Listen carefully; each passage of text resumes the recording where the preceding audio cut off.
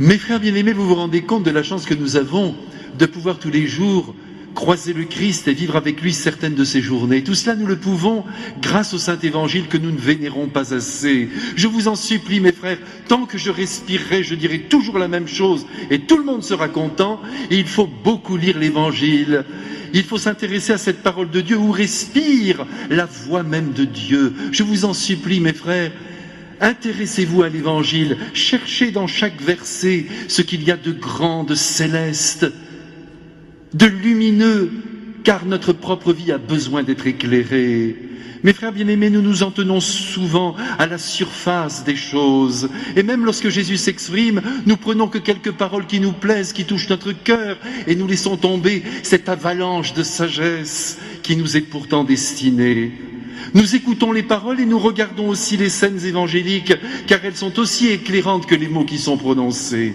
Voyez, aujourd'hui, nous sommes avec Jésus, il fait beau, c'est midi, nous sommes convoqués à une belle promenade dans la campagne, nous marchons avec Jésus et autour de nous, il y a les apôtres. Ce que je vous dis là, c'est pas du roman, mes frères bien-aimés, c'est l'Évangile qui le dit. Et vous verrez qu'un jour, dans les allées du paradis, nous nous promènerons avec Jésus, avec les apôtres, chacun son tour, et ce sera merveilleux. Mais pour le moment, 2000 ans en arrière, nous sommes en Palestine, avec Jésus, avec les apôtres. C'est midi, je vous l'ai dit. Tout à coup, évidemment, c'est tout à fait normal, nous voyons que les apôtres ont un petit creux. C'est normal à midi, quand on est un homme bien constitué, on a faim. Alors les apôtres se sont tournés vers notre Seigneur pour dire, bien nous avons faim. Jésus a dit, faites ce que vous pouvez. Et puis en marchant, comme ça, sur le sentier, ils ont vu que certains épis sortaient des propriétés et tombaient sur ce sentier. Donc ils ont pris quelques épis dans leurs mains, ils les ont frottés et ils ont mangé ces graines comme des oiseaux.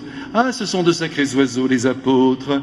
Mais voyez, mes frères, c'est là la naissance de la macrobiotique. Ils ont mangé ces graines crues et ça leur a suffi. Voyez, un petit apéritif en attendant la suite. Alors les pharisiens, car je vous rappelle que c'est le jour du sabbat, vous savez que les juifs, personne ne bouge le jour du sabbat. Ils sont là tranquillement, ils ne font pas un geste, mais il y a quelque chose qui bouge, c'est leur langue. Il n'y a rien à faire, ils sont planqués dans un champ à côté, et ils ont vu les apôtres saisir ces épis. Et ils s'imaginent qu'ils sont en train de les récolter. Ils se trompent, parce qu'ils se fient aux apparences. En vérité, il s'agissait pour les apôtres simplement de caler un peu leur faim, pas plus. Mais que voulez-vous, les pharisiens sont sûrs d'eux, si bien qu'ils se présentent maintenant devant Jésus pour lui dire « Mais que font tes apôtres? Ça n'est absolument pas normal. Regarde, ils profanent le sabbat. » En vérité, mes frères, que ce soit bien clair, ils ne le profanent pas. Mais Jésus profite de cette intrusion pharisaïque pour nous donner une belle leçon par rapport aux lois divines. Jésus dit « Mais enfin, mes enfants pharisiens », parce qu'il répond toujours avec beaucoup de gentillesse.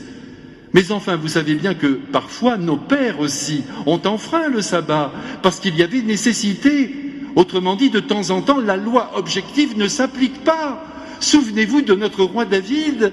Un jour, il eut faim avec ses compagnons, il est entré dans le temple et il a demandé au prêtre Abiatar de lui donner les pains de proposition, les pains consacrés, les pains de l'offrande qui étaient réservés aux prêtres. Le roi n'y avait pas accès.